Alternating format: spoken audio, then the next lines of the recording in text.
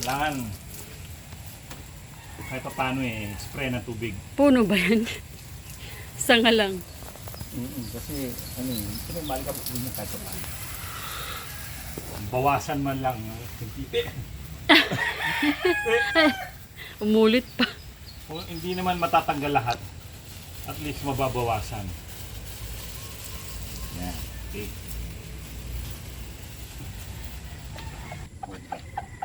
Kasi Chino. nahilig yan sa gulay. Tapos na sila kumain. Hindi niya sila kalakas kumain.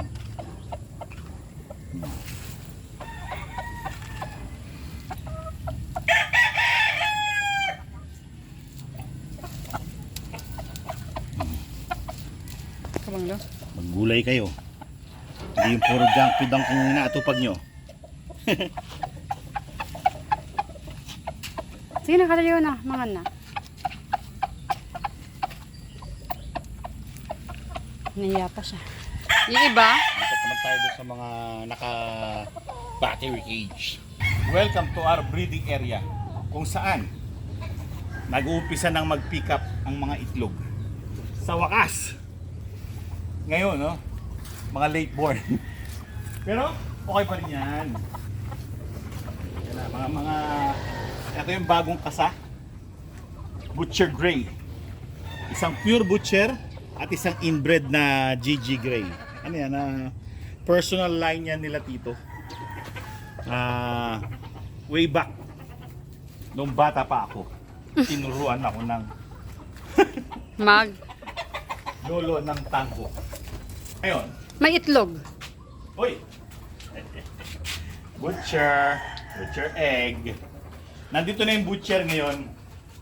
Tinanggal na namin siya. Ipapahinga ko na siya, pero meron pa siya mga, syempre, mga natitirang mga itlog.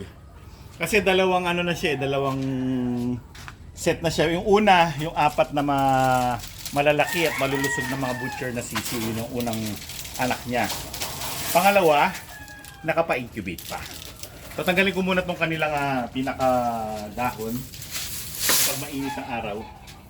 Napakadali lang gagawin, no? Kapag meron kang malunggay na ganito, di ba? Bakit? Ay, sorry. Pinalaspas mo ko niyan.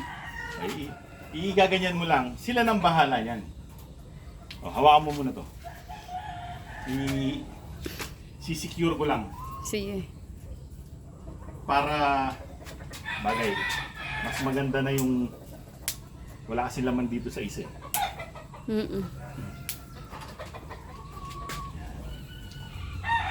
Meron pa. Sinusuot ko na lang na ganito. Di ba? Yes, sir. Para ganar.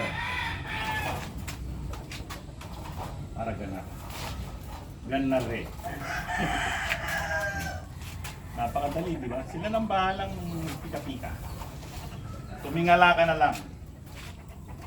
At ikay makakadukot ng mga dahon. Wala na sila niyan. Pero, ganyan man, meron pa tayong mga kailangan bigyan na napaka-cute na mga hinahin. Katulad nitong aking blue. Ano nga lang?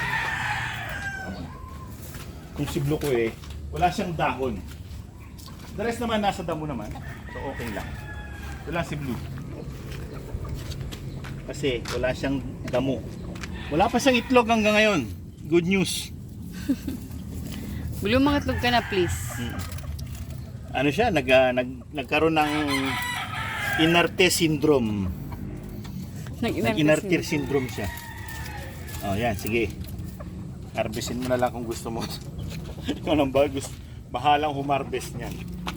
Nandito naman tayo sa mga bar. So ganito lang gagawin. Ipapasok ko na lang mismo yung malunggay. Bahala na sila. Kayo nang bahalang kumitas ng inyong sariling dahon. Hindi ko na kayo pipitasan pa dahil kayo malalaki na. Natalian ko dito. Abot mo? Babang konti. Parang hindi sumagot. Sa taas ka, Uday. Uday Leleng. Natapos na rin yung cycle niya. Ayan, secured na. Bahala na kayong pumitas ng sariwa yung gulay. So, ayan ang mga gal namin. Napakaganda nung aming pullet. Sexy siya, sexy. Pure yan, pure. Dalawa sila. Gal na stag at gal na pullet. Pero ngayon, siyempre, magiging hen na siya kasi nangitlog na siya at magkakasisiw na eh.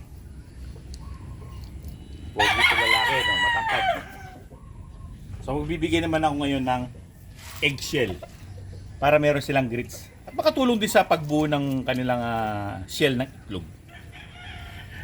Ito yung aming naiipon na mga itlog. Siyempre, dudurugin, pero hindi pinong-pino. Hindi yung pulbos na. Yung ganyan, mayroong parang grits. Nakakatulong sa paggiling nila ng kanilang pagkain sa butsi. At the same time, gaganda yung kanilang mga kalidad ng itlog. Grabe naman ito. Malamat yung kawa. Yan kasi mga gutom yan sa mga grits kasi dahil sa naka battery sila, wala silang access sa mga grits sa baba eh. Ano sila sa mga dahon, damo, yan grits. Kailangan Parang sinusuplayan. ano sila, gutom na gutom sila sa mga ganyan. Tapos bibigyan ko rin si Blue. Kaya kahit nasa baba na, bibigyan pa rin ako. Yan. Kumain ka ng eggshell mo. Para meron kang grits. Lahat ng mga mami girls, mas kailangan ng girls to kaysa sa mga boys. Nagtutukaan pa sila. Lemon snicket, dalawa. Dalawa. Oh. Ngayon pala nagpipick up yung pangingitlog niya. Nag-aaway yung dalawa. Ay, ito. Ito talaga. Ito yung aking, uy, nahihilig siya sa grits. Tingnan natin. Yung aking queen bee, o baba ka. Ito mo na talagang Queen bee. ganda niya, no? Dati nung dumalaga yan, nung bagong dating yan, yung iisipin mo, ang ganyan naman ang itsura ng nakuha ko, pero nakita ko sa kanya yung potential eh. Kaya ano lumaki, ayun oh. Yeah. Potential nga. Oh. Pero actually dalawa lang yan, dalawa lang yung pure bulik na dala nila.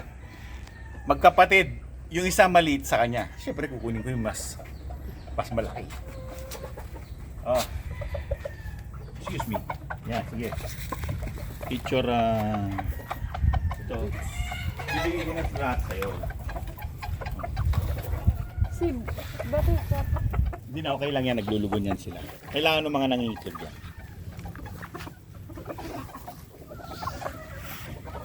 Ayan ang aming straight sweater. Straight sweater. Medyo hindi naman naglulugon policy or Agent Orange. Tawag sa amin yan, manulip. Ganyan nangyayari sa mga bull stag. Yung pagduma na, pa isa-isa. Pero hindi talaga full molt. Hindi katulad nung talaga naglalagas. Ito si Buttercup ni Aling Mimay, sa wakas, nag-umpisa na siyang, tingnan natin, naglagas. Wala na siyang mga buntot. Naglagas siya, parang kalahati. No? Nakaraan, no?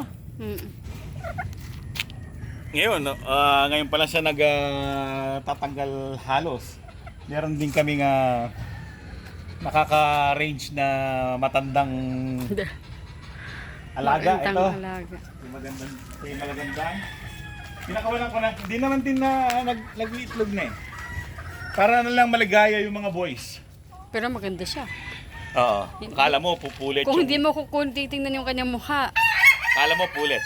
Kala mo bago yung kanyang balahibo. Kakalugon lang din kasi. Di ba kakalugon Para lang masaya din. yung mga boys, meron sila nakikitang pag-alagalang girl. Old girl. Ayun yung mga boys. Naghahantay na ng pagkain. Pero mamaya-maya pa ako magpapakain. Maaga-aga pa kasi. Before kami nagpapakain, time check, mag-aalas 3 pa lang. Pogi ito. Ito pogi ito. No doubt. Perfection round head din siya pero straight comb. Pogi, no? Ganda ng balahibo niya. Tsaka buntot. Perfect. Well, mga kaibigan, yan ang aking mga alaga dito sa breeding area. Nakapagpa-greets tayo at dahon hanggang sa susunod na episode. Maraming salamat sa inyong panonood. Paalam. Paalam!